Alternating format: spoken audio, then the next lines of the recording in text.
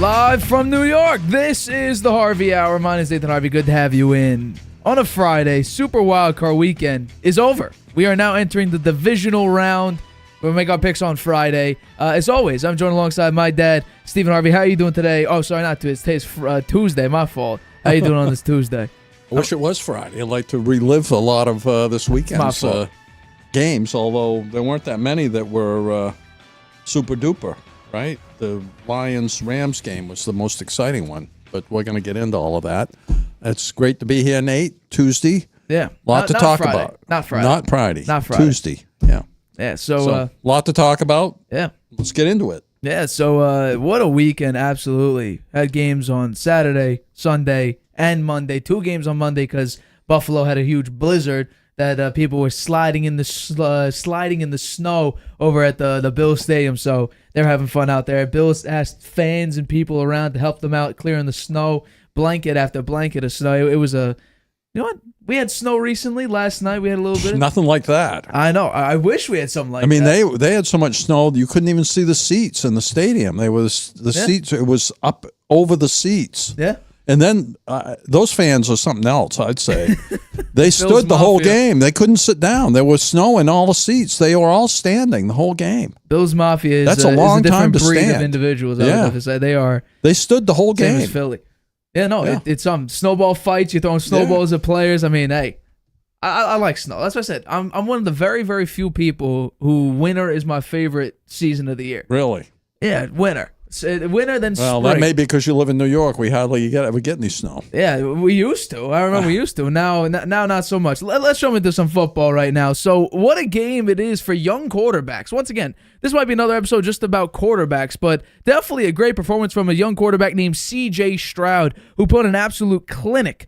274 yards. He only had 5 incompletions in the entire game. 5 incompletions, 3 touchdowns, no picks, a 98.4 QBR, scale is 0 to 100. What a phenomenal game. Joe Flacco, on the other hand, ugly game to say the least. 2 pick sixes. He did have over 300 yards passing, 80 passer rating. It wasn't great. I want to know, what was your biggest takeaway from Houston's first playoff win since 2019? I would say the confidence of the Texan players. They were C.J. Stroud. He has ice water going through his veins, man. That's his first playoff game. He looked like an all-pro veteran player out there playing quarterback. He didn't flinch. He didn't make any mistakes. You say his quarterback rating was almost 100. That's as good as you can get. His passer rating was 150-something, right? 157.2. Wow. I mean, you can't get better than that. You can't get much better than that. And the rest of the team played great, too. I mean, the score, the first quarter, it was the Texans ahead 10-7, and then they were ahead 24-14 at the end of the half. So the Browns were still somewhat in the game at the end of the first half. But then in the second half, Browns didn't score. Texans scored 21 points. So they blew them out, and they looked great. I think that it was pretty clear early on, even though the Texans weren't that far ahead, that they were going to dominate that game. It was the Browns just didn't have the answer for them, and I was surprised that the Browns defense played so poorly. Right? They have the best defense in the league, and they just laid an egg. They were terrible, and the Texans, I'm not sure where their defense ranks, but they didn't give up anything in the second half. They made the adjustments and lights out. So. Yeah. Hats off to the Texans. They could be. They got a tough game coming up next week, but they could be competitive in that game too. So for me, like you said, yeah, the Browns defense, an absolute total collapse. You look at the numbers based on the regular season; they were 5th best coverage team according to PFF, 1st in passing defense, 1st in pass rush. But where we sort of draw the line is the difference between home and away when it comes to this defense, because this defense is very interesting when it comes to playing on the road. They're 3-5 on the road in the regular season. They gave up 250 yards at least in every single road game. At home, out of the 8 games you play, or I guess it would be 9 sometimes, 3 games allowing 250 total yards. They were shutting down teams at home. And then we get into the part of the offensive side, which we saw, which was Joe Flacco and this offense. What's crazy is that this is the number one team in turnovers. They're dead last. They give up the ball the most. There's only one singular game this entire season that the Browns did not turn the ball over. And there's 3 games out of the 18 that you play, or 17 that you play, where they only had 1 turnover. So 13 games, you had multiple turnovers. That's a problem. And the difference between what we saw the Browns in the regular season versus what we're seeing, or what we saw, I should say, in the playoffs is the Browns defense, and we saw it in the Jets game because Joe Flacco had a pick 6 in that game. The Browns could take the ball away, which gives you a short field, which most of the time leads to touchdowns. If not, it at least most of the time leads to a field goal. So you put up some points and you stop the team from scoring anything on that previous drive that you took the ball away from. In this game, and what we've seen basically all season, C.J. Stroud orchestrates a nearly perfect game every time. He's very careful with the football. He doesn't throw the ball in harm's way, which leads to the Browns not being able to turn over the ball, which then leads to Joe Flacco, who's so far this season, he's thrown for a bunch of interceptions. I think since entering the league, he leads the league in interceptions. Very Dak-ish stat. Look at last year. But because the defense wasn't able to turn the ball over, Joe Flacco's mistakes were multiplied by 10. And in this case, it was multiplied by 14 because he led to 2 touchdowns. He had 2 pick 6s in this game. So for me, it's the crazy difference between the defense at home and the defense away. Because Joe Flacco, since he came to the Browns, remained the same. 300 yards, a touchdown here or there, a lot of turnovers, except this time the defense wasn't able to stop, this super young team and a very, very talented team. I give props to C.J. Stroud, but I give bigger props to DeMeco Ryans in this defense. They did not let Joe Flacco get comfortable whatsoever. Well, Stroud was the answer for the Texans. I mean, he had 3 touchdown passes. And his stats, 274 yards passing, right? No interceptions. Singletary had 66 yards on the ground, 1 touchdown. And Collins had 6 catches for 96 yards. So Stroud distributed the ball around quite a bit too, but he didn't throw that many passes, really. He threw 21 passes. 21 passes. So he was very efficient, very efficient. And the defense played great. That was the difference. That was the game, basically. Absolutely. Something that we're going to talk about the Cowboys a little bit, or we're going to talk about the Bucs a little bit later. One other point I wanted to make, Nate. Go for it. Murray Cooper, he had 4 catches for 59 yards. He was a non-factor in the game. Yeah. I mean, you would have thought he would be the go-to guy for Flacco, and maybe that's what they were hoping for, but the defense shut him down. Absolutely. It was who was the leading receiver for the David Njoku for the Browns. 7 catches for 93 yards. He had 1 big catch for 45.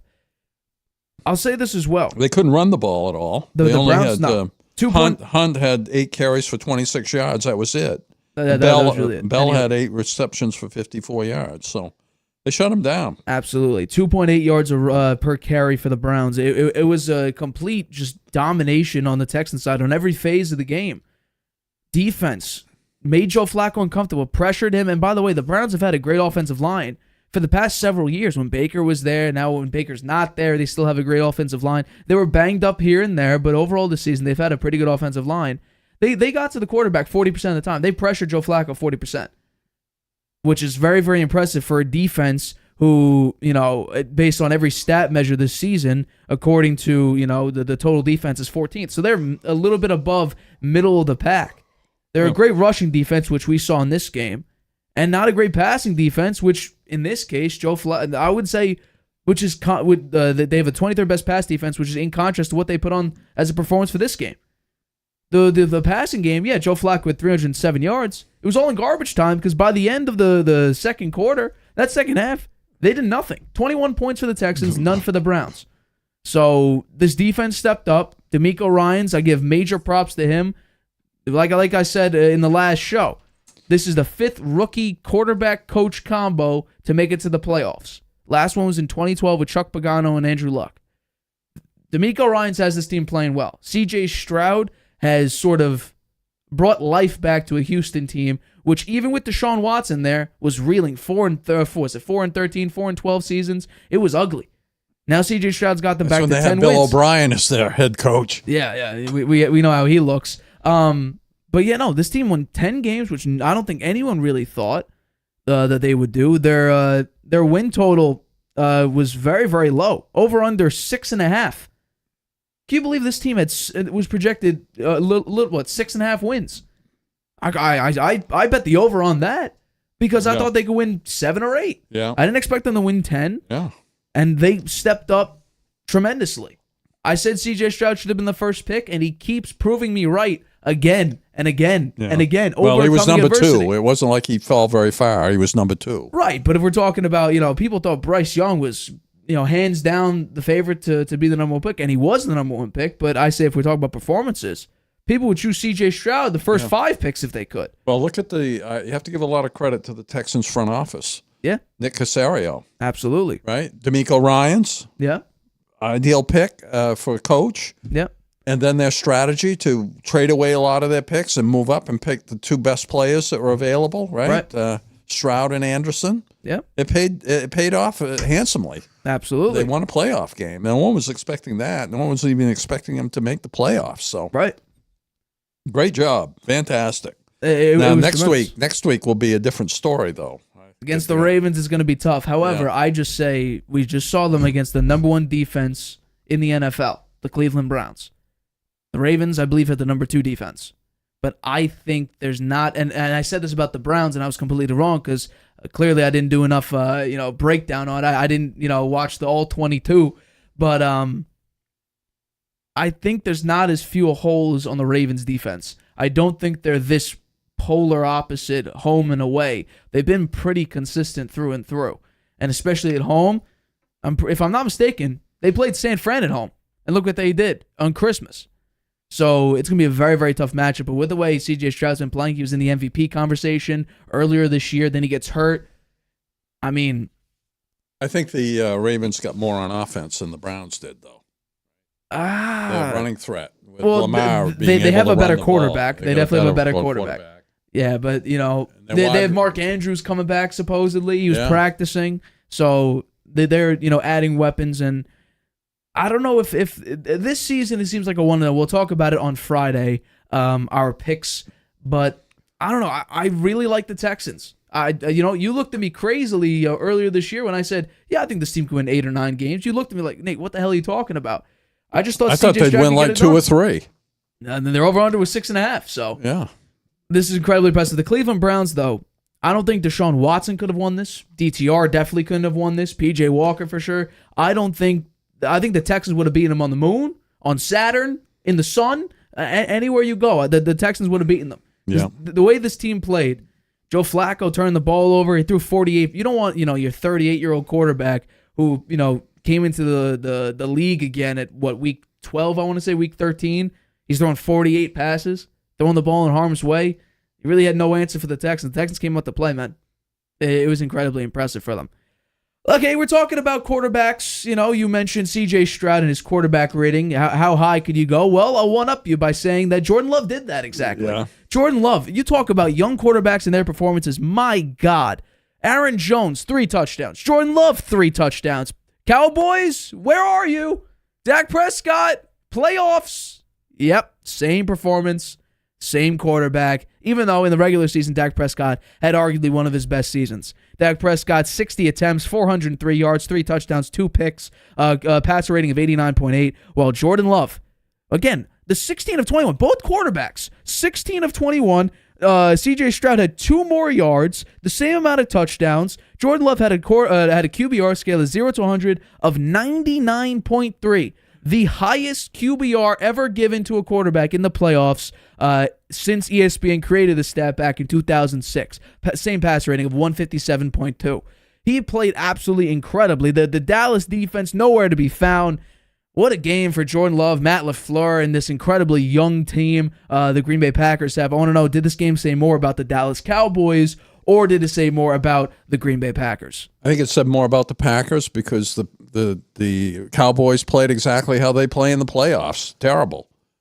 So it wasn't unexpected that they would boot the game, and they looked it when they came out. When Dak Prescott first came out, the first few series, he looked really nervous, and he performed very poorly, and the defense didn't do anything either.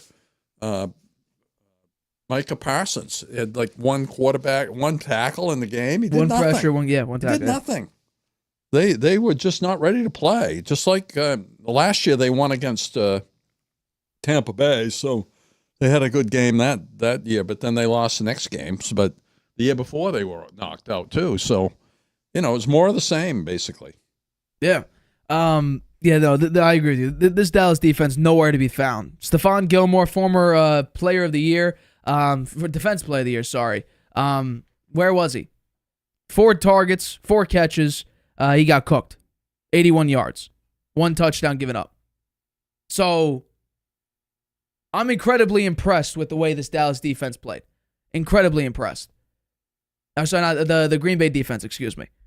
Aaron Jones, let's talk about the offense real quick. Aaron Jones, 21 carries, 118 yards, 5.6 yards a carry, and 3 touchdowns. Romeo Doubs, and this is what's crazy about this incredibly young team that Green Bay has, right? We talk about Aaron Rodgers. I mentioned this several times on the show before. Aaron Rodgers had the exact same team, basically, that Jordan Love has this time. Except the major difference between this team, the quarterback Jordan Love and Aaron Rodgers is Aaron Rodgers doesn't work well with young receivers. And we take a look at the stat comparisons between last year. I brought this up a couple of times. Last year and this year. Jordan Love, 2022, in the regular, Aaron Rodgers versus Jordan Love in 2022 versus 2023. Rodgers last season and Jordan Love this season. Jordan Love is a better quarterback. Hands down a better quarterback. Without any sort of a question, he's the better quarterback. So there's really no comparison when it's about this. And people are going like, can Jordan Love be the next Rodgers? And I think right now it's hard to tell. Because an incredibly young quarterback, this is his first year starting, first playoff appearance. But what we saw so far is absolutely incredible. Near perfect. 99.3, scale is 0 to 100. 157.2 passer rating. He put on an absolute show. Dak Prescott, on the other hand, don't even look at the yards. Throw away yards. Touchdowns, throw them away. They're a wash. 27-0. You got one measly touchdown at the end, or at the end of the first half. Don't worry about the yards. Don't worry about the touchdowns. 2 picks, 60 attempts. This guy tried to put the team on his back. And you know what? I'm actually going to put some of the blame on Jerry Jones and on Mike McCarthy. They decided to ship Zeke away. Ship him away. And they thought Tony Pollard was the answer. Tony Pollard could be an answer, but not as a feature back, as a complimentary back. Zeke, I could agree with a lot of Cowboys fans out there and a lot of NFL fans around that said that Zeke can't be the number 1 back anymore. I would agree with that. He's definitely lost some touch. He's lost some momentum. He's definitely lost a little pep in his step from his first 3 years in the league. However, we saw in New England, the offense sucked. However, Zeke wasn't that bad. If he works as a complementary piece, I'd say he could still be effective. I'd say Tony Pollard's the same thing. He can't be a feature back. You don't have a great running back, and I put that on building the team. Jerry Jones, Mike McCarthy, figuring out who works for this team. I think Tony Pollard can't be your feature back. I think he's had, 100 rushing yard game this season. Dak Prescott, there's a lot of question marks about whether or not he's the quarterback for the future. His contract's coming up in a year. I think that's definitely going to come into question. And what I think a lot of people are surprised about is, I'm checking right now, Mike McCarthy still hasn't been fired. Will he get fired?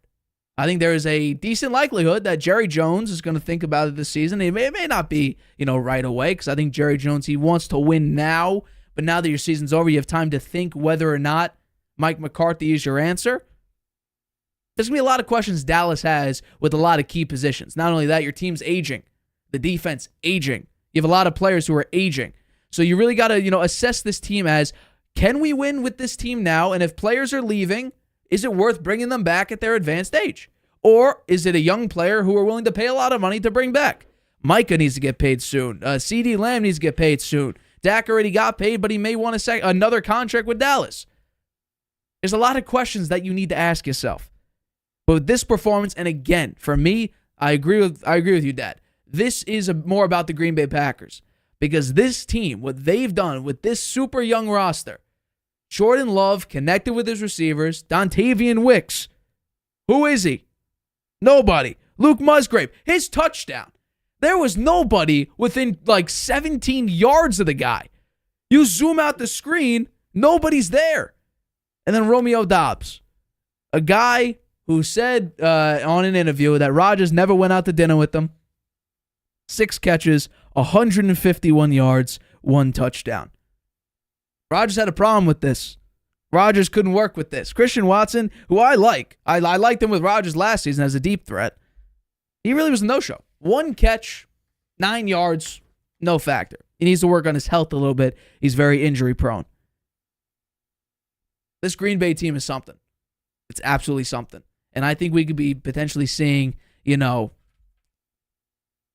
LaFleur is one of the top coaches in the league because the way he's playing is absolutely incredible. Or the way he's coaching, I should say, is pretty incredible.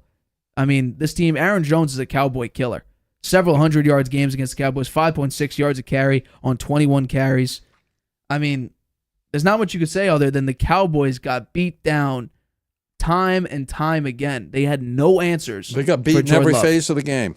They had no answers for Love. And I think that, put a lot of the blame on Dak Prescott, but I put more of the blame on the coaching because they'd been here before. They had this problem where they didn't have a game plan that really was suited for the game they were playing, and they lost unexpectedly. People weren't expecting them to lose. They lost, and the game was over in the first half, I think, right? When it was 27-0, and then even 27-7, you said, well, that's the game is basically over. And it was. They in the second half, the Cowboys scored some points in the third quarter, but it was garbage time by then. It was late in the third quarter, and the Packers kept scoring. They scored 14 points in the third quarter, 7 points in the fourth quarter, 48 points against a defense that was supposed to be great, right? I think this. I think it affects Dan Quinn. Absolutely. Ability. People are going to ask him what happened in that game. The Seahawks still want. The Seahawks still want to interview for that coaching spot, but I think Mike McCarthy. He didn't have the team ready to play. He didn't give them that confidence that Dak needed to go out there and really play like he can play. I mean, I think Dak Prescott is a good quarterback. He was in our talk about MVP for quite a while during the season. He led the MVP He had a race. Fantastic last half of the season. He was great, right? He just, I don't know, he just was shaken. He was nervous, and he made bad mistakes. He needs a coach that can instill the confidence in everybody that we've got the team that can go out and win this game, right? And have all the pieces, not just CeeDee Lamb and the tight end and maybe Brandon Cooks a little bit. You got to have a good running game too, and you got to take it to the other team.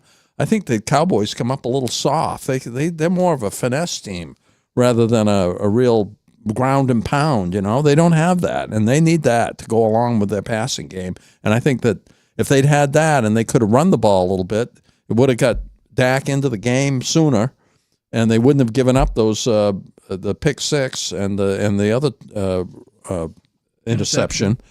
And I think they would have fared much better in this game. So I think a coaching change is what's needed. I think it's also a quarterback change. You can keep being this mediocre. You could be this phenomenal team and then mediocre in the playoffs. You can keep doing that, rinse and repeat for the past 30 years. Go for it. Well, I think you got to find a difference maker. I think the Cowboys have enough talent to make the playoffs next year. I do as well. They won 12 games 3 years in a row, and I think they should switch coaches. Try it once more. If Dak falls apart again, his contract will be expired, and he'll be on to some other team. All I'm saying is that Dak Prescott, is he great in the regular season? Yeah, most of the time. He had that horrible interception streak last year, played 12 games, led the league in interception. That was bad. But in the playoffs, they're better off with basically any other quarterback.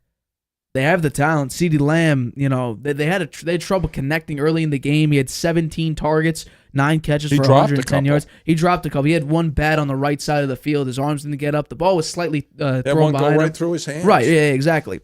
Michael Gallup, 6 catches, 103 yards. You can't really do much there. I mean, it's good. Michael Gallup is not a true wide receiver, too. He's definitely not a wide receiver one, but he's not bad. Jake Ferguson, 10 catches, 93 yards. He had all 3 touchdowns that Dak threw, but this team is built to win now. It's been built to win now. They have the defensive pieces: Dexter Lawrence, Micah Parsons, Deron Bland. I know Trayvon Diggs didn't play in this game because he's been hurt, but he's a part of this defense. You even had the former Defensive Player of the Year, Stephon Gilmore, on your team that you brought in. You have the pieces to win. Yet your quarterback keeps throwing it into, sometimes double coverage. Sometimes he's not even looking, he doesn't spot the safety or the other cornerback coming the other way to pick you off. And that's a problem. That's a serious problem. And it's either Dak needs to change or the Cowboys need to change a quarterback. And I think the most likely option is that the Cowboys should be looking for the next replacement. I do not think it's Trey Lance. I've said this several times over. Trey Lance does not look, prepared to play in the NFL. Now, does sitting behind Dak do anything compared to Jimmy Garoppolo? Maybe, but I still would say no. So for me, I think the Cowboys eventually, I definitely think you should keep Dak, this upcoming season, because why would you get off him with 1 year remaining on his deal? I would say after, this next season, I would say you should be, unless Dak comes out and wins several playoff games and, looks competitive, but I believe he's in year 8. Not much is going to change in year 8. Jordan Love in year 1, basically, of starting. He did this to your defense, to Dan Quinn's defense. Matt LaFleur and this coaching staff outplayed you on every phase of the game. Offense, defense, special teams, everything. Outcoached you to the 10th degree. For me, new coach, new quarterback. It doesn't need to be this season. You might want to get rid of the coach. Mike McCarthy, I've defended Mike McCarthy. Time management issues. To get Bill Belichick. Late in the game. Yeah, and besides, you have some great coaches that are potentially available for you if you decide to fire Mike McCarthy. But for me, that's where Jerry Jones better be careful. If he fools around too long with this, he won't. Bill Belichick will pick another team. Right, and that's going to be right now. It's and my like guess is Bill Belichick would strongly consider the Cowboys because they do have a lot of talent. Right, they lack a coach that can prepare them for the playoffs. Exactly. And that's something Bill Belichick's done a pretty good job of over the years at 33 playoff wins. So I wouldn't miss out on that, Jerry. You better get busy and maybe talk to Bill. I mean, Falcons, Cowboys, Cowboys, Falcons. Who would Bill rather go to? I think the Cowboys. You would want to underneath that pressure, that scrutiny potentially? Why not? I think I don't know. 72 years old. You're going okay. Well, he's looking for 15 wins to be the winningest coach in NFL history. That is true. I think getting there with the Cowboys is going to come faster than with the Falcons.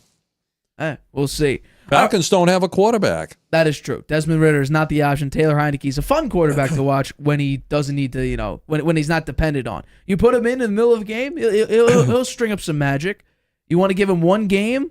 Yeah, he'll do something. If you say, okay, you're going to be the star for the next 3 weeks, that first game might be good. The next 2, not so much.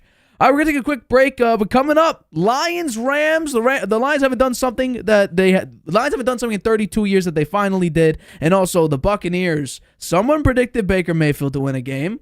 Who was it? Find out right after this. Whether you're just discovering your voice or taking your show to the next level, you know what the world needs to hear. All you have to do is say it. With Spotify, set up your podcast. Your food podcast. Your mindfulness podcast. Your never thought you'd get this far podcast. And watch those sparks fly. I put a picture of the Drop the episode anywhere people listen. And find out who they're cooking with. Where they're finding inner balance. And why they love your show. You're already a creator. Now you can create, connect, and get paid for your passion with one single free tool. Spotify for podcasters. Talk where the world listens. Welcome back to the Harvey Hour. My name's Stephen Harvey. Good to have you in on a Tuesday. As always, I'm joined alongside my dad, Stephen Harvey. Let's get into our next topic here. So, the Lions have finally done something that they haven't done in 32 years, and that's win a playoff game. Last time they did that was in the 91-92 season, and the last one was against, ironically, who we just talked about, the Dallas Cowboys, where they absolutely crushed them. This was a great performance from both quarterbacks. Matthew Stafford, 367 yards, 2 touchdowns, while Jared Goff, 277 287 yards and only a singular touchdown. He had help in the run game. I want to know, how impressed were you with Detroit's win over the Los Angeles Rams? Very impressed. I thought they would lose. I actually didn't pick them to win. I thought that the Rams had the better coach, and I thought that Matthew Stafford, the way he's been playing with Puka Nacua and his other receiving core, that they would find a way to win, and with their running back, right, Williams, who actually got hurt in this game, and may have had a factor in the fact that the Lions did manage to pull it out. But it was a very exciting game, and I give Jared Goff a lot of credit. Man, he should come out with that mindset in every game. He'd be a top 3 quarterback if he did, because you could see it in his eyes, man. He was determined to win that game, particularly, and I think it said something about his issues with the Rams and how they treated him when he was with their organization, and the way the trade went down when the swap went for Stafford for Goff. Yeah. For me, I picked the Lions to win. I said that they would do this because what I saw from the team last year is Dan Campbell, I think, is the right coach. He instills will into his team. I think the players really believe in his mentality and in the way he coaches, in the mindset and the culture that he brings to the Detroit Lions. I think what was impressive about this game was I think Jared Goff, while maybe the passing yards doesn't say it and the touchdowns don't say it, I think he played probably the best game of his entire career. You could say the Chiefs-Rams game back in 2018, Monday Night Football. You could say that was the numbers. I might agree with you. If you talk about strictly numbers. But if you're talking about the level of play, the level of pressure, the entire state of Michigan was riding on Jared Goff and this Lions team's backs. They haven't made the playoffs in 30 years. And they were about to do something that they haven't done in 32 years. They made the playoffs. They won, winning the division. That's what they haven't done in 30 years. Winning a playoff game, 1991, 1992. They were ready for this. And you're going up against a Rams team, which they were on a hot streak. They were projected like 5.5 wins just based on last year. And last year's Rams, they were banged up, broken, beaten down. You come into this season now, it starts off, then Cooper Kupp was on IR to start the year. Puka Nacua was really good to start off. Tutu Atwell had a great start to the season. They cooled off a little bit in the middle, but then basically from that Rams game on, they lost to the Ravens game, lost to the Ravens in overtime. They picked it up from there. And you go up against a Lions team, which defensively, passing-wise, they had their difficulties. And Matthew Stafford took advantage of that. 367 yards, 2 touchdowns. Puka Nacua broke DK Metcalf's receiving yards in a playoff record. 181 yards on 9 catches for a singular touchdown. He also had 10 targets, so he only had 1 incompletion, targeting Puka Nacua. This game had a lot to do with the fact that this team, culture-wise, is one of the best in the NFL. People laugh and make fun of Dan Campbell for his, biting the kneecaps and his personality and how much, momentum he swings into his team and how much emotion he shows. But this game and that second half was very ugly for the Lions offensively. 3 straight drives, really nothing to go there. But this game, I would say, when you think of it, the big picture, this game was about threes in my mind. It was about the number 3. And you might be asking, why am I saying it's about the number 3? Well, if you take a look at, the red zone trips, the Rams, 0 for 3, led to 3 field goals. The Lions, 3 for 3, led to 3 touchdowns. Now, you could say bad call, missed call. You could say whatever you want about that. But when it comes down to it, who scored when it mattered and who fell apart when it mattered? The Lions, red zone-wise, shut down the Rams. I think they were doing too much of a tell, targeting Cooper Kupp in the red zone so much, and that led to the Lions capitalizing on it and shutting down the Rams in the red zone, so they could only kick field goals. You could say that I believe it was a potential hold on Puka Nacua late in the game. I could argue there was a neutral zone infraction earlier in the game. Yeah, well, that was a big play when Nacua was really interfered with. Right?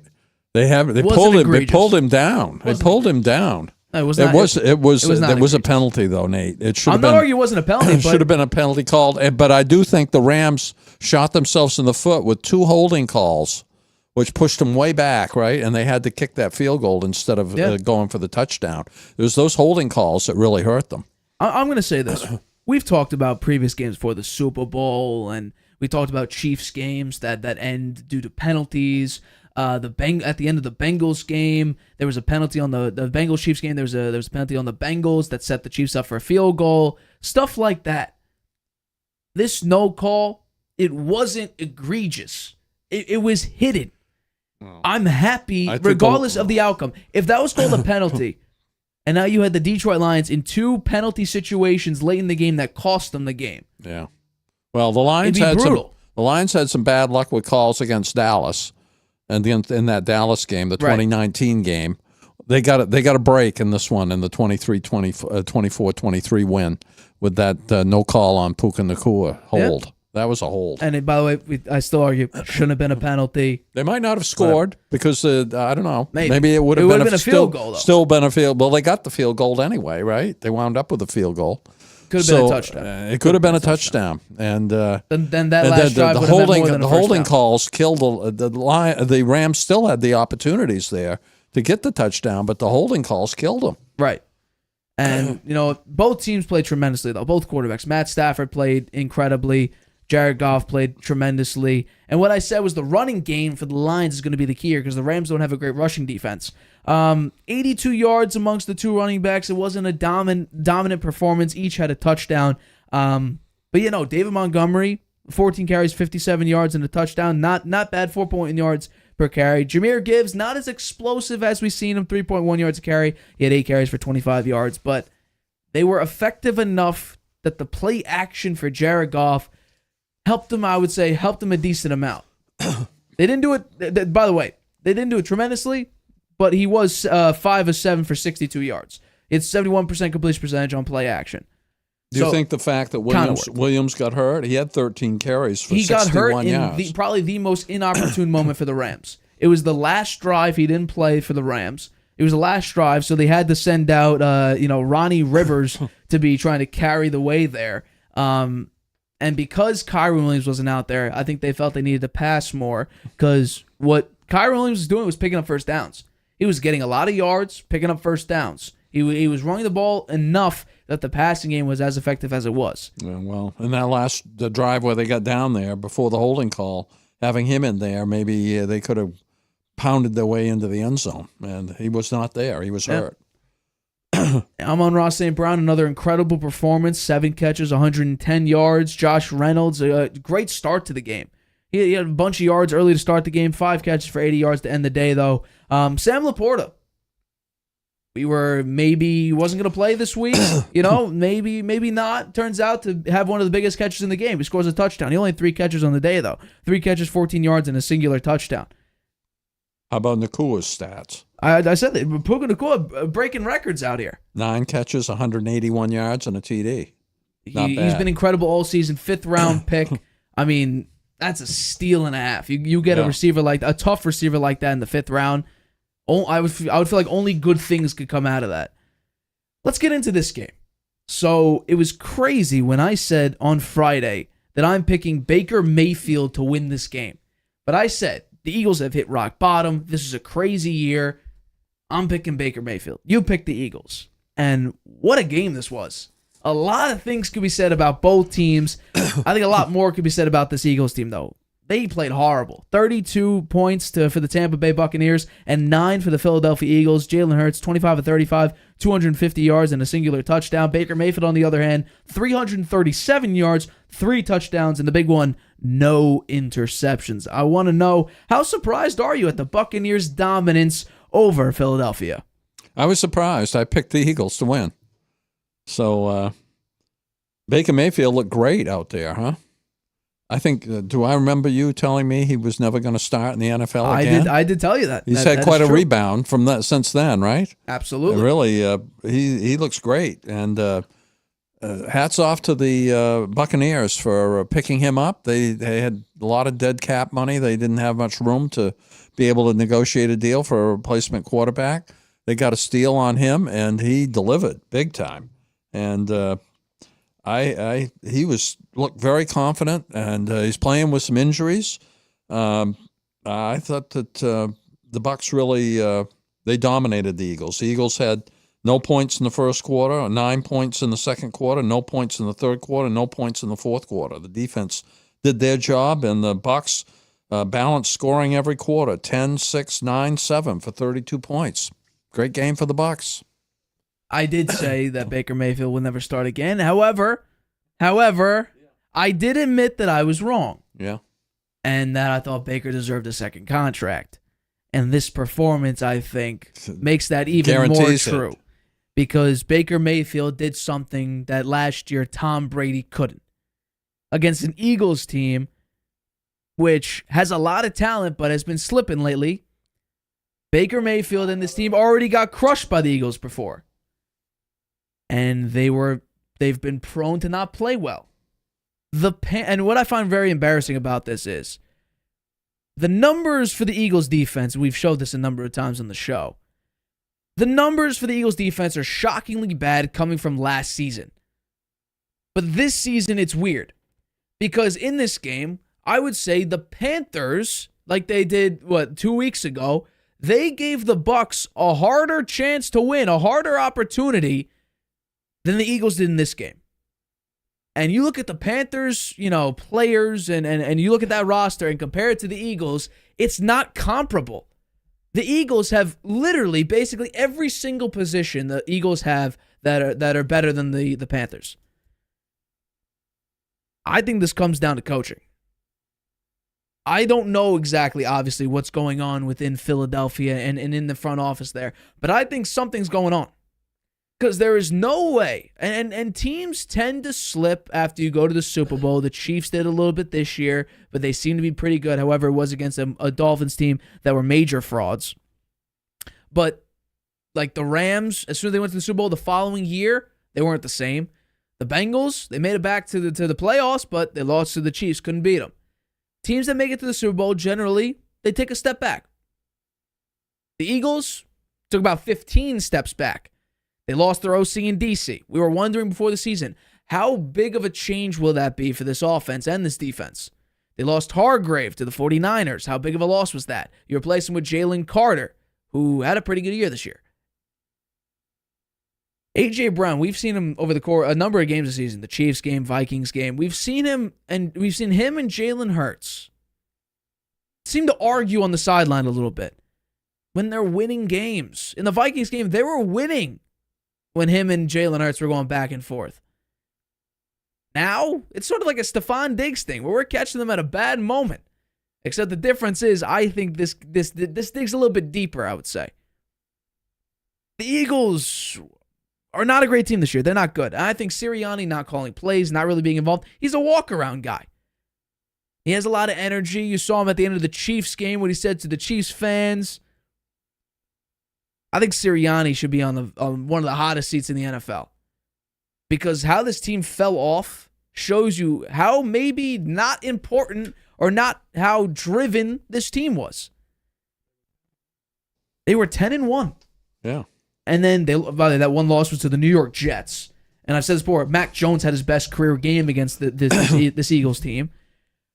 And what I find crazy is that this phenomenal offensive line that Pro Football Focus kept grading the number one offensive line in the league, they could not hold up against the Buccaneers pass rush. The Bucs rushed, the blitzed, I should say, 69% of the time.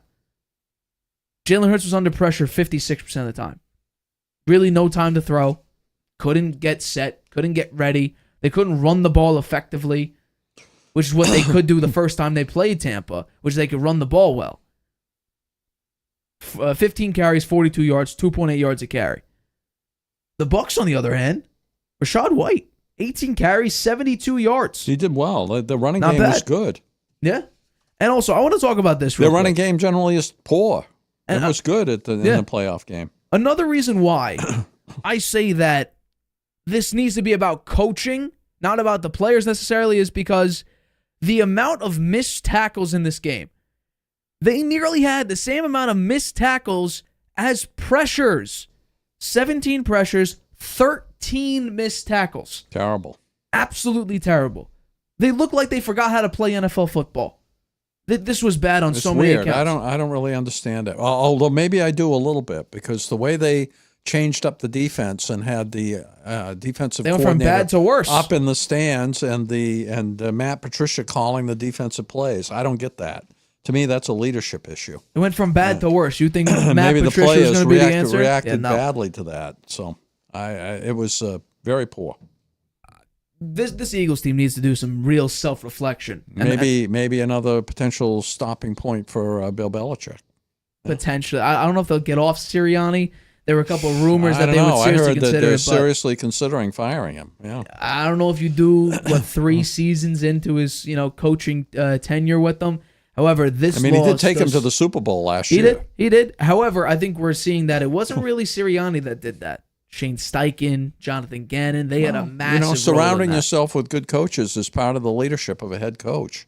Right. And he failed this year. Well, Sean Desai was not the answer. He lost a lot of his coaching talent, and replacing it all, he didn't have enough time. Maybe he didn't have enough time to plan ahead and pick the people that he really would have if he'd had a lot of time to study it. He maybe wasn't expecting to lose those guys, or all of them. But maybe he will get another chance. But I looked at Lowry in the coaches and the owner's box there. He was not happy. I wouldn't be either. He was unhappy. I'm losing to Tampa Bay, who a lot of people thought were going for the number 1 overall pick. They got Baker Mayfield at quarterback. He's been to 4 teams now. And I'm losing to him. I'm getting cooked by him, actually. Not only am I not losing to him, I'm getting cooked by him. 337 yards for Baker Mayfield. And the huge one, no turnovers. Not a singular interception from Baker Mayfield. Played well. We'll see what he does next week. He's going to have his hands full playing they played the 49ers? No. Who do they play? No, you're right. They do play the 49ers. They play the 49ers. Yeah. That's going to be... No. I'm sorry. The Packers play the 49ers. Packers play the 49ers. They play the Lions. The Lions. It could be a good game. I think it could be close. Hey, I'm happy. Baker Mayfield or the Lions are going to be in the NFC Championship game. It's going to be interesting. And then probably lose to the 49ers. Yeah. So, let's be honest there. All right, we're going to take another break, but coming up, we have one thing before you don't it. think the Packers have a chance against the 49ers? I do. I just don't know how much of a chance. Yeah. Because pass rush, offensive line, turnovers. We might see, mid-season or early in mid-season Jordan Love, not, We'll talk about those games on Friday. Yeah, Friday we're gonna get into that. But yeah, coming up, we have a special guest coming on the show. I'll give you a little teaser. He comes on about once a year. So that's what I'm giving. Stay tuned. We'll be back right after this. Whether you're just discovering your voice or taking your show to the next level, you know what the world needs to hear. All you have to do is say it. With Spotify, set up your podcast. Your food podcast. Your mindfulness podcast. Your never thought you'd get this far podcast. And watch those sparks fly. I put a picture of the comment. Drop the episode anywhere people listen. And find out who they're cooking with. Where they're finding inner balance. And why they love your show. You're already a creator. Now you can create, connect, and get paid for your passion with one single free tool. Spotify for podcasters. Talk where the world listens. Welcome back to the Harvey Hour. My name's Nathan Harvey. It's great to have you in on a Tuesday. Screwed that up beginning of the show. As always, I'm joined alongside my dad, Stephen Harvey. It's time to get into a special guest I always have about once a year. Welcome back to the show, my brother, John Harvey. Thanks for taking time out of your day to be on the show. Hi, Nate. Thank you both for having me. Anytime. All right, let's get into our first topic of today's, of this segment, of this part of the show. So I want to talk about C.J. Stroud and Jordan Love. Both played tremendous this weekend. Some of the best early, young career performances I've ever seen, especially in the playoffs. I want to focus about C.J. Stroud first, though. What a game he had. 274 yards, 3 touchdowns, one of the highest QBRs that ESPN ever gave out, especially to a rookie quarterback. I want to know, what did you see from C.J. Stroud, and do you think he could be the future for the Houston Texans? I think he absolutely can, and I think in a lot of ways he already is. I mean, his progression this year from where he was when they drafted him has been unbelievable. I think he's exceeded all expectations, and certainly they have to view him as their quarterback of the next 15 years. I absolutely. I mean, the way, like, the Browns defense, right? Number one defense in the league. They got cooked on every single level, and C.J. Stroud was throwing, bombs to Nico Collins. You got Brevin Jordan. Yards. They couldn't even tackle him. He broke like 3 tackles before he scored an absolute tremendous 76-yard touchdown. John Mechie, he was injury problems early in his career, sending absolute bombs every which way. C.J. Stroud's just a different guy.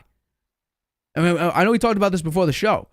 He has to be at least in the top 10 of quarterbacks, right? I would think so at this point. I don't think there's much of a case against him. I mean, assuming that he takes another leap in year 2, I think he's got a chance to move into the top 5 before too long.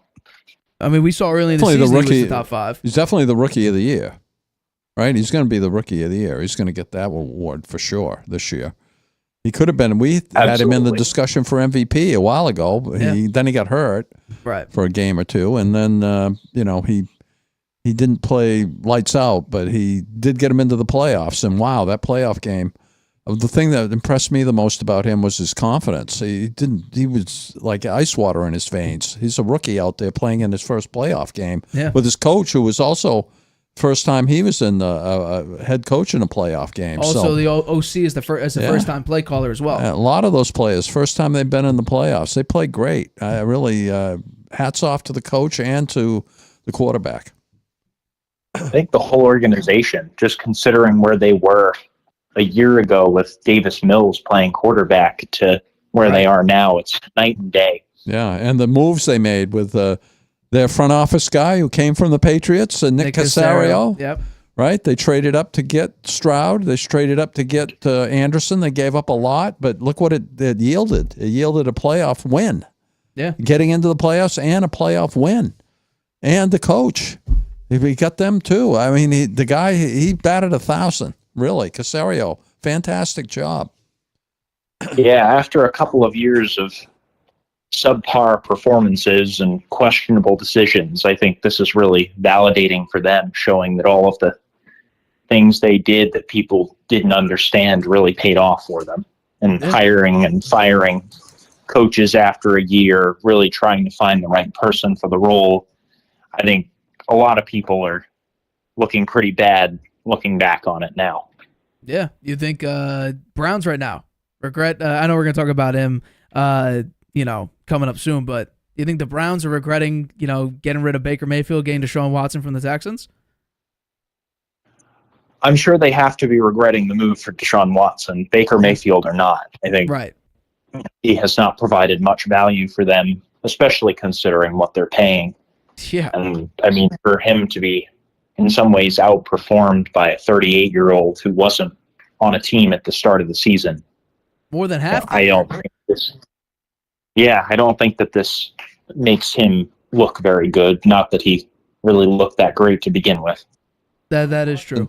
The Deshaun Watson trade really looks like a joke now when you look at Baker Mayfield won a playoff game this year, right? Yeah. It's really, it really looks like a joke. It was a really bad decision when you got a 38-year-old quarterback out there to try to get you a playoff win, and he's on the sidelines hurt, and didn't play well. Didn't play that well when he was in there before he got hurt. Right, John. I know you're not gonna. Oh, I'm sorry. Go. Oh, thank you. I was just going to say it. I think poses questions about the leadership of the team and their decision makers, in that all of the quarterbacks that were on their roster for the full year were not able to perform at the level of a person close to retirement who wasn't really viewed as anything at the start of the year. Yeah. That it took them until week 15, 16, was it, before they could have, reasonable play from a quarterback. Yeah, so what I was going to say is that you're not coming on Friday. I want to know Ravens-Texans. Do the Texans have any shot at beating the Ravens? I think they certainly have a shot. It's the NFL and the playoffs, and anything can happen. I think the Ravens defense is certainly another scary one. I wonder if the Texans have really shown their best plays and their best options at this point, just trying to get past the Browns. Right. I wonder what else they can come up with to get past the Ravens that they haven't already shown. I think that's going to be their key to having a chance. Would you at least take them to cover? Ravens minus 8.5 right now. Take the Texans to lose by 8 or less? Yeah, I think it'll be a closer game than the projection show. I don't think that 8.5 is fair to the Texans based on everything they've achieved. Just beat the number one defense. Couldn't agree more. All right, let's get into the other young quarterback, Jordan Love. He had a tremendous performance, the highest QBR ESPN has ever given out in a playoff game since 2006 when they made the stat, 99.3. He put an absolute clinic against one of the NFL's best defenses, the Dallas Cowboys. However, we've seen this from Dak Prescott and the Cowboys before. They played great in the regular season, underwhelming, absolutely devastating in the playoffs, except this time it was against one of the youngest teams in the NFL, the youngest team in the playoffs, and a defense that's not San Francisco. Doesn't have an efficient quarterback like Brock Purdy or like Jimmy G. They lost to Jordan Love, who beginning of the year looked like he couldn't play in the NFL. And now recently he's on a hot streak, but still, youngest team in the NFL, you have a dominating defense. Not only that, you're at home where you average about 37 points a game, and you still found a way to lose the game. Jordan Love, talk about his performance. Do you think he's the franchise guy? Did the Packers find their third consecutive franchise quarterback? I think it's a stretch to call Jordan Love a franchise quarterback. To your point, he's still a bit inconsistent. I think they really need to wait and see as they get into next season. Does he build on this and continue this level of play? Right. Or does he continue to show what he did in the first half of the season, where he'd have a great game and then a game that he'd rather forget? I think if he can continue this, he's going to be very well on his way. Do you think, John, that part of the reason that he didn't have such a good first half was the receiving core was so young and it took a while for them to gel? Yes, I think that it's a similar problem to what Aaron Rodgers experienced last year. It's a very underexperienced core of receivers in particular. And I think that they're really coming into their own at this point. I think that they've really built on the last year and a half really being able to work together. Right. And I think the benefits of all of that time are really starting to show. I could argue, and I'll bring it up for our viewers now, but I've argued before. If Jordan Love just plays as effectively as Rodgers did last season, I think this team could, at least go 9-8. Well, not only that, they made it to the playoffs. Rodgers didn't do that last year with basically the same receiving core and the same people around him. Jordan Love had a significantly better season, and we talked about it early in the year where the first 12 games, Jordan Love and Rodgers were nearly identical. Now, obviously not. We're going to have to wait and see how Jordan Love progresses, but for me, isn't Jordan Love on the path to Aaron Rodgers right now? Same system, same Green Bay, title town, Lambeau Field. You got to give me that at least, John. Come on. Well, I want to slightly divert from that and touch on something you mentioned earlier in the show. Sure. With Jordan Love outperforming Aaron Rodgers. He did. From last year? Yeah. He did. But I would say you mentioned that he's working with pretty much the same team. That is the case, but I think that takes away from your argument a bit, given that just means they've had another whole year of working together, being able to learn the offense. Yes, it's the same team, but Rodgers was working with them when they were all really fresh. Jordan Love is getting them after a year of being able to learn from Aaron Rodgers and learn how to run NFL routes and perform at an NFL level. I'll give you that, but I'll also say that Jordan Love never seemed to have a problem with the youth of their receivers and the lack of experience. We saw early in the season last year, Christian Watson had a bad drop. They had to do jet sweeps to keep him involved in the offense. Romeo Doubs never went to dinner with Rodgers. He talked about that. He had 151 yards in this game on 6 catches. I mean, clearly the age gap, and Brady was a little bit better with this when it comes to the age gap, but the age gap for, established quarterbacks, veteran quarterbacks, and super young players, especially with Rodgers' personality, it didn't work. It just didn't work. Jordan Love's a little bit different than him. They are different. I also think part of the challenge, like you mentioned, is the age gap. And Jordan Love, I think, doesn't feel entitled to be able to complain and come out and criticize because he's not That's true. Yeah, I'll give you that. Yeah. quote-unquote veteran leader. Right. Rodgers was in a position to do that as a Super Bowl winner, as a multi-time MVP. He's earned that right. I'll definitely say that. Beyond that, yeah, go for it. Beyond that, Aaron Rodgers had been able to work with some of the best receivers that have played in the NFL in the last 25 years. Jordan Love has not had that opportunity. So I think that they're just looking at it from different perspectives. Imagine if they get Mike Evans, if the Bucs can't work anything out with him. Mike Evans with Romeo Doubs, the way he's been playing, Christian Watson, if he can stay healthy. Dontavian Wicks recently has popped up as, oh my God, this guy could catch. Musgrave, the tight end. Who's saying that the Packers can't go back to the top of the NFC North if they get a receiver like Mike Evans? I don't know why they would want to do that. I mean, add on to the group, add a veteran leader there. I'm just saying. I mean, they might be able to draft. They've had really good luck drafting receivers. Maybe they draft another one. Fair. That's fair. What do you think? Mike Evans makes this team at least a 10-win team and back winning the NFC North again? John? Did we lose you? I think that's certainly a possibility. I think that it opens up Dobbs as a wide receiver too, who at this point probably can claim to be a wide receiver 1. Yeah. So it would put him into a lot more single coverage, and I think it would make their offense quite intimidating. I'll give you that. I want to transition to this one now. So last time we were on the show, we talked about this quarterback. At that time, he was playing very well. He didn't have his downturn yet. And as you say, Dad, he's ripped me about my take last year about how I said Baker Mayfield will never start another game in the NFL, and I was very wrong. Baker Mayfield led this team to the first playoff win since 20. I'm going to scratch that, but Baker Mayfield. Baker Mayfield. He's been playing incredible. I want to know just how impressed were you that this Tampa Bay team, compared to the Eagles who just made the Super Bowl, how impressed were you they were able to dominate against this Philadelphia Eagles team?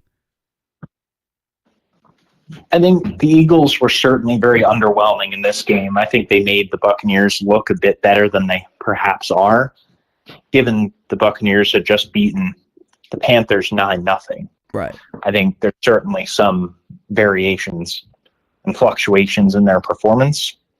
That being said, I think anyone saying that they're not impressed with how the Buccaneers have done this year is lying, because nobody expected very much from them. You mentioned that they were expected to take a top draft pick and just use Baker as kind of filler until they could find somebody for the future, and now that certainly isn't the case. I think they'd be making a big mistake not to give him at least another couple of years to see if they can build a team around him. Yeah. I mean, I definitely think he deserves a second contract. We talked about that before, but I don't know. If you lose Mike Evans, that's where I get a little bit, I don't know about, this team anymore, because Mike Evans, we saw this season, another 1,000-yard season. I believe he had double-digit touchdowns. The running game is a serious problem, but I think if you lose Mike Evans because, contract dispute before the season started, I don't know if Baker can get it done again. I really don't. That's really one of my only, peeves about Baker, is that when he has a lot of talent, as long as it's not like a OBJ type of character where he feels pressured, especially at a young age where you had OBJ, you felt like you needed to get him the ball. Now he's on his 4th team. If you lose Mike Evans, I don't know if the Bucs could repeat as playoff contenders, let alone, winning a playoff game. I think they still have a chance given the quality of the division in which they play. It's horrible.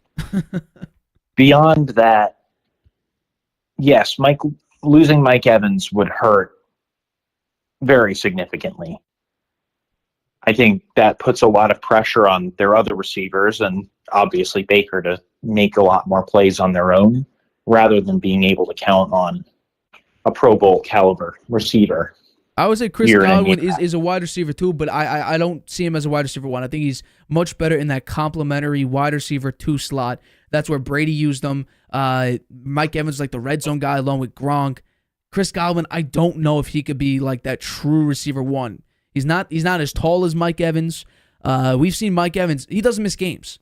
He's 10 straight seasons with 1,000+ yards. He's durable as hell. Dad, you wanted to ask a question. What was your question? Yeah, you talked about building around Baker Mayfield. I'd say re-sign Evans, right? Give him the contract. I don't think they really need much else on offense. What else do they need on offense? Maybe a running back. They could draft a running back, and their offensive line it was good until it started getting injuries to it. So maybe there's a piece there, maybe an offensive lineman and a running back. But the offensive-wise, if they can re-sign Evans, I think they're pretty set.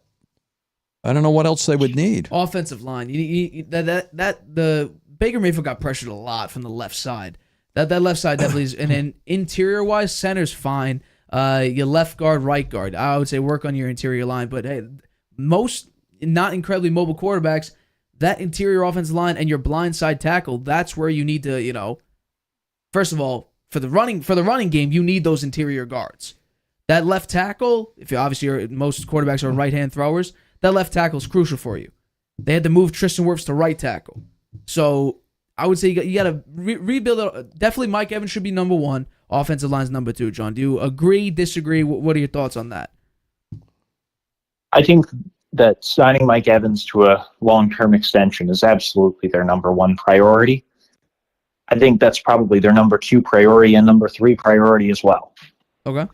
That being said, I wonder if the contract issues that Mike Evans is experiencing are somewhat alleviated by Baker Mayfield's performance. I wonder if he feels potentially better about sticking around, given that he has another somewhat proven quarterback rather than re-signing into an unknown.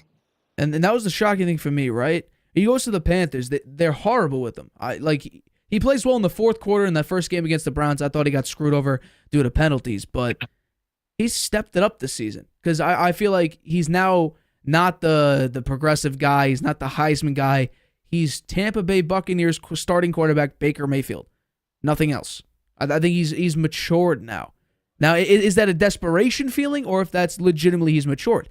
I think only time will tell for that. Well, I think he's helped a lot by having 2 pretty good receivers, absolutely. right? Evans Absolutely. is an elite number 1, and Godwin is a very strong number 2. Yeah. So I think that helped him a lot. This also isn't the first time he's had. No problem. This isn't the first time he's had great receivers, and I think this is the best he's ever done with great receivers. I think he has shown dramatic improvement in his own decision-making and playmaking ability beyond the quality of the people around him. I mean, I would say OBJ, he was a great 1 at the time, but injuries and Baker's young coming out of college personality didn't blend with that entire Brown structure because they had the defense. They had the offensive line. They had a weapon, and I think Jarvis Landry at the time wasn't bad, but they had pieces around him. I just think the personality between Baker and OBJ, even though OBJ was a wide receiver 1, I don't think, obviously as we saw, it didn't work out that way. This time, Mike Evans is a matured receiver. Chris Godwin's a mature receiver. Baker Mayfield, I think, what we've seen this year, he's a mature starting quarterback now. And I think that is that's so great for Todd Bowles being a head coach, Dave Canales, the OC for the Bucs. This team was over under 6.5 wins. We argued several times on the show, John, that they're probably going for the first overall pick, and that just isn't the case. They're winning playoff games now. Baker Mayfield led this team to the playoffs. Yes, I think their turnaround is exceptional, and I think a lot of that needs to be put on Todd Bowles and the amazing work that he's done. I want to talk about the Eagles side of this now. Do you keep Sirianni as the head coach of the Eagles? Do you look to move off him? Because this loss to the Bucs, while the Bucs have been very good in the month of December, 5-1, I believe, this loss, just based on the talent versus talent, this was bad. Do you keep Sirianni? Yes or no? Yes, I think you have to hang on to him. When you've had a coach who's made a Super Bowl within the last calendar year, Right. I don't think you can justify getting rid of him, because how many other coaches are there out there that are going to get a team to a Super Bowl? Not many. You're taking a shot in the dark when you already have a coach who's regarded as one of the best in the league. Right. This team, though, we saw it, A.J. Brown, Vikings game, they're winning by a decent amount. Him and Jalen Hurts getting into it. Now we saw the Chiefs game earlier this year. They were talking again. Now there were reports out, about a month and a half ago, A.J. Brown maybe a little bit toxic in the locker room. I don't know what's wrong with this Eagles team. This was an ultimate collapse. I mean, the only way you could compare it to maybe was the 2008 Giants, where they go up, they win the Super Bowl. They start off phenomenal, then they fall apart and lose their first playoff game. That's because Plaxico Burress shot himself in the foot or in the leg or whatever. So there was an incident there. This time, they're just playing horribly. I really, do you have, based on what you've seen, what do you think the problem is with this Eagles team? Because if you look at the roster, they got the pieces. What's going on? I think it is a bit of personality. I know that some people on the team have said they've wanted the ball more, and there are issues there. Beyond that, I think this is a team that's just trying to figure itself out, given they had two coordinators, or both of their primary coordinators, leave for head coaching jobs. Right. So it's new people trying to create the same offense, and there are going to be natural ups and downs with that. Well, I mean, I think that they need to find the right people to be in those roles in order to really make this team click. I think they need somebody who's very serious and firm, who's very good about getting everybody on the same page in terms of play distribution and overall involvement in the team. Right. I mean, Mac Jones had Particularly on his the best offensive career side. year against the Eagles. The first time in his career, which I don't know how long it's going to be at this point, but is the first time in his career, 300-plus yards and 3 touchdowns. The Jets beat him. The Commanders gave them trouble twice. The Rams early in the season, when they're still trying to figure stuff out, they barely beat the Rams. They barely beat the Chiefs. Penalties were huge for this team, and it was crazy. And then the 49ers game got blown out. The Cowboys came back with a vengeance, beat them. Drew Lock led a 92-yard game-winning drive against this team. You barely lose to Tyrod Taylor. By the way, Tommy Cutlets, he was the only reason why you were winning. Tyrod Taylor comes in, an established veteran quarterback. He comes back and you lose. You only beat him by 8. He literally had one throw to potentially tie and then send the game to overtime. You lose to the former DC for your team, Jonathan Gannon, head coach of the Cardinals now. Then you follow that up with a 17-point loss against Tyrod Taylor when you're starting. Your starters are out there against a depleted Giants team. You follow it up with a loss against Tampa Bay. For me, that's coaching. 13 missed tackles. It looks like it didn't even come to play. They look so unprepared. This Philadelphia team is going to go down in history as one of the craziest starts and finishes in NFL history. It has to. It has to. With the talent, it has to for me.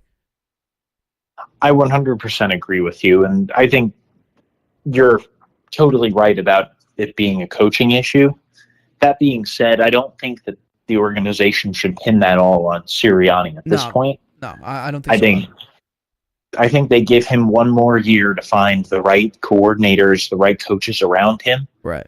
And if something similar happens, or they do not have the performance the team is looking for in the next year, then I think he's probably looking a lot more in trouble. Well, speaking about coaches, because I think if we're talking Nick Sirianni, maybe this year is the year, because we just saw Bill Belichick. Bill Belichick got interviewed by the Atlanta Falcons on Sunday, which is pretty crazy. It's crazy how this came out on a Sunday. normally Belichick keeps this stuff under wraps. Right now, the odds for Belichick are the Atlanta Falcons are the favorites. The Chargers are next, followed by the Commanders. And then the fourth favorite is any other NFL team. The overall favorite, though, is that he's not an NFL coach heading into week 1. So he's not a coach is the overall favorite, but the favorite team is the Atlanta Falcons. So I want to know, just got fired from the pages, 24-year tenure. John, where do you think Bill Belichick ends up when it comes to week 1? Do you think he's on a team? Do you think he's not on a team? What are your thoughts? I think it's tough. I think if he feels that there isn't a right fit and he'd prefer to wait a year and then find the right fit, I would see him not taking a job this year. Okay. I think he's looking for an organization that really is going to commit to winning because he wants that record. And I think if there isn't a team out there that he feels will get him there and get him to a point where he can prove that he can win without Tom Brady, he's not going to take that opportunity. And that was my argument. In order for Bill Belichick to be Bill Belichick, he needs to pull a 2020 Tom Brady. He needs to go to a team that basically just needs a head coach. The Bucs in 2020, they just came off a season where Jameis Winston threw for 30 interceptions, had 35 total turnovers. The quarterback was an issue. All they needed was Tom Brady, and they got Tristan Wirfs in the draft to help him. But I mean, if you take a look at potential head coaching vacancies, I mean the Chargers obviously, and I think Belichick would be intrigued by that because he had all the power in New England. Basically, the Chargers need both a GM and a head coach. While the Cowboys or if the Eagles or anyone, the Falcons too, they already have GMs. So I don't know if Belichick, unless he's just going for the wins and he's willing to just be the head coach, I don't know if that's, those are the prime destinations. The Chargers are the only one that's available, and yet he's only talked to the Falcons, which is interesting. They're the only ones that seem interested at the moment. Yeah, I think that he will get an offer and he will take it this year because he wants those 15 wins, and he's not getting any younger. That's true. Right? 72. He's going to be 72 years old this year, so I think that's going to be on his mind, and I think his chances of getting the job that he wants when he is 72 years old, if he doesn't coach this year, are not as high. So I think he will take a job. I think he'll have multiple offers. I think that there's a good chance the Cowboys are going to fire their coach, and he and Jerry Jones are pretty good friends. Bill Parcells had a good experience working with Jerry Jones. I'm sure Belichick would consult with him because he was worked with Parcells for many years. I think there's a strong possibility he could wind up with the Cowboys. And personally, I think that would be his fastest way to 15 wins because the Cowboys have been winning 12 games a year in the regular season. And I think that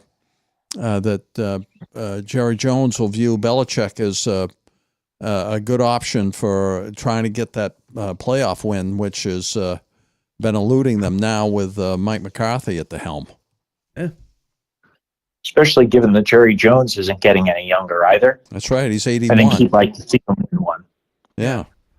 But I understand that at the Falcons, they would give him some personnel responsibilities. Oh yeah, he would run the show. He could run the show even there. Though they have a GM, and they have a lot of young talent there. The problem there is the thing that's been Belichick's bugaboo since Brady left. No proven quarterback. And Desmond Ridder sure is not the answer.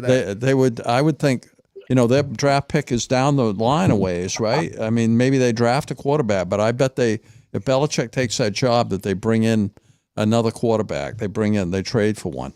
And I think that it could be, I've said this before, Nate, Jimmy G. Could be Jimmy G not or Falcons offense. Or Russell Wilson. Either one of those guys. Both of them are going to be available. I think the Falcons' job would be appealing to Belichick, given they do have a solid offensive core. And I think that as somebody who really likes to use a big, catching tight end, right? Kyle Pitts is the perfect player to work with Bill Belichick in that. Belichick likes the running game too, and they have Bijan Robinson. They have a very good running game. Bijan Robinson, Tyler Algier. You reunited with Cordarrelle Patterson again. Yeah, you have him there. So there's a lot of appeal there. And I think that if not there, his next best bet, if he wants roster control and really wants to be able to build an organization in his image, I think that Washington would be the next best choice for him. Yeah. Okay. Could be. Given that doesn't bring the culture though. I think Mike Vrabel, they need a culture builder there. I don't know if Belichick could bring that culture. The Patriot way for me is dead. I think the Patriot way is Tom Brady way. I think that's what Bill Belichick wants to prove, though. And if he really wants to show that it was him and not Tom Brady, Washington is a great choice for him, given that they are still finding their identity under new ownership. I think the big especially question, given that they're. Go for it. Thank you. Especially given that the offense is handled by such a great mind in Eric Bieniemy. Right. And we saw what the Chiefs' offense looked this year without Bieniemy. Receivers couldn't do anything. Mahomes had his worst year so far of his career. Yeah, they looked pretty good in the playoffs game. Well, it's the Dolphins. Rice The Dolphins are frauds. Rice looked pretty good. I thought I think that the Bills Chiefs game is going to be a good one. Oh, it's going to be phenomenal. Game of the year, probably. It will be. Besides the Super Bowl, obviously. I think Bieniemy has really proven that it was him excelling in an offensive coordinator role, given that he really got everything that he could out of Sam Howell this year. And I would say it's kind of like the Brady Belichick thing. I think Bieniemy as the offensive play caller and Mahomes, they worked very well with one another. And I think without him, especially Matt Nagy as your OC, it's not looking great. But when it comes to the Commanders and Belichick, do you think right now the Commanders have the second overall pick? If Belichick is the head coach and the GM, does Belichick keep Sam Howell and draft someone like a Marvin Harrison Jr., or does he draft what he has been drafting and draft defense and probably trade down, truthfully? Well, Belichick, if Belichick's the head coach of the Commanders by draft day at the number 2 spot, who do you think he's drafting? I think he takes, if he perceives one of the quarterbacks in this draft to be his next guy, he's going to go with that person. Okay. Given that the Commanders already have Terry McLaurin. Correct. So I don't think he's going to feel as though they need that number 1 receiver. If he is trying to build a culture and get wins, I think he's looking for a leader. I think, drafting a quarterback makes a lot of sense there, given that that's the biggest need of the Commanders on offense. I agree. I think I think they will draft a quarterback.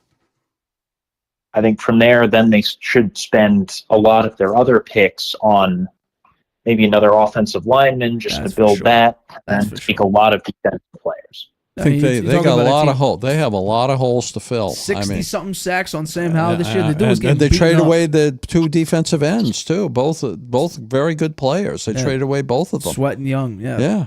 So they've got some picks, right? They're going to have some picks. I think that Belichick would try to bring some of his players from the Patriots on defense and free agency. I think there's going to be quite a bit of Jabril Peppers and also Kyle Duggar, right? He's a free agent. Yeah, I can see Duggar, but I don't know if he'll be able to pay Duggar. Peppers maybe. Peppers is a little bit older. Duggar is trying to get his first major contract. I don't know if Belichick's willing to pay him. Could be. For a team that's trying to build its identity, though, I wonder if Washington would just give him a blank check, so to speak, of, you do whatever you need to. Ownership would just tell him, get whoever you want, make this organization yours, let's win this. So kind of like the 2021 offseason where Belichick spent like $150 million in 2 days. Yeah, it didn't pan out that well for them, actually. Judon and Hunter Henry were the only real 2 good picks out of that crew. The rest of them are either gone or didn't perform. Yeah, I think it's a bit different when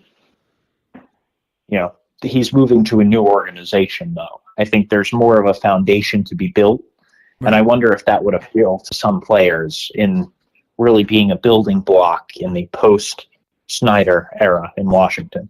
Yeah. I think this offseason might be one of the best offseasons we've ever had. A lot of really good coordinators and coaches available. Bill Belichick's on the market for the first time in 24 years. I mean, who knows what's going to happen in this year's Super Bowl. I think the Patriots situation is probably the most interesting one. Gerard Mayo, the head coach now, is trying to find an OC and a DC. There's a lot of moving parts in the NFL. I don't know. I'm very, very excited for the offseason, but NBA season's in full swing. You know, everything. What's up, John? Oh, thank you. I was going to say, on that topic, I don't think there have been very many off seasons in recent memory where this many former head coaches and really high-profile talents are available all at once. Right. Belichick, Jim Harbaugh, Dan Quinn, potentially Mike McCarthy. I was at Ben I think Johnson there's too. a lot of there are a lot of really great coaches available. I think it'll be very interesting to see how things look in a couple of months. I could see the NFL looking very different. Yeah, I think that Harbaugh will be the Chargers coach. I think that's likely at this point. Think that's likely. Yeah. All right, John. I think we're gonna let you go. Thank you for being on the Harvey Hour again. We do this about once a year. Generally, it's once a year. Again, your year done early for us, I guess. All right, John. Thanks for taking time out of your day. We appreciate it here from your brother and your dad. Thank you so much for being on the show. Come back anytime, John. You don't have to wait a year. Thank you. Yeah. All right. Next time Dave lets me on. Night, John. Thank you. Guys. Have a good one. All right, that wraps up today's episode of the Harvey Hour. Thank you, John, for always tuning into the show. My name is Nathan Harvey. That's my dad, Stephen Harvey. You can catch us Friday. Still can't believe I screwed that up. You can catch us Friday. That's the 19th of January, not the 16th of January, at 6:30 p.m. Eastern. We're going to talk about the divisional games. We're going to break down every single one. We're going to make our predictions and anything else that comes in the news. NBA, some stuff. Quitting Grimes may be on the market. Reported. By the way, Draymond Green had his first game back. The Warriors got shellacked in that game. But yeah, Grimes potentially on the market. The Warriors, every player but Steph Curry might be available for a trade. Yeah, it's crazy stuff. Also, the NFL coaching situation. There'll probably be more news on that by Friday, I would think. Absolutely. All right, so make sure you tune in Friday, 6:30 p.m. Eastern, right here on YouTube. Good night, Grandpa. Using Wi-Fi without NordVPN could mean sharing your private stuff with more people than you think. Stay safe on public Wi-Fi. Get NordVPN's special offer and encrypt your internet connection. NordVPN. Online security starts with a click.